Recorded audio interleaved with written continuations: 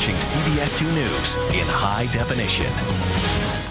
New data shows the number of cancer survivors in the U.S. will significantly increase over the next decade, while cancer rates are decreasing. A new American Cancer Society report shows the number of cancer survivors will jump to almost 18 million over the next 10 years. Breast, colon, and uterine cancers, the most common types of cancer for women living with the disease. And for men, it is prostate, colon, and melanoma. These days, we see robots doing everything from vacuuming our floors to building cars. You may have even had surgery done with the help of a robot, but what about something personal and cosmetic like a hair transplant? Our Dr. Max Gomez, tells us about a robot doing just that. Well, that's right, Chris. Now, first, we should make clear that robots in medicine don't act alone, at least not yet. They're always under the direction of a doctor.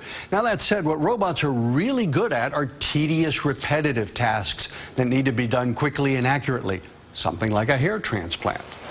A full head of hair is called a person's crowning glory. Sure, going bald is a common fashion statement, but most people are like Sam. I wanted more hair on my head, obviously, and I didn't want to be bothered with any of the other treatments that are available. For Sam, that meant a hair transplant, where donor hair follicles are taken from the back of the head and transplanted to the thinning areas, usually on top or the former hairline. The hair on the back and sides of the scalp are not affected by the same genetic process that the hair on the top of the scalp is. That donor hair is typically taken from a strip of scalp that's cut out and then sutured closed.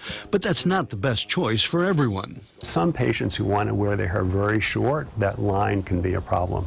Also, there are some people that are at risk to having a wider scar. The solution is to randomly extract individual follicular units, small groups of 1 to 4 hairs.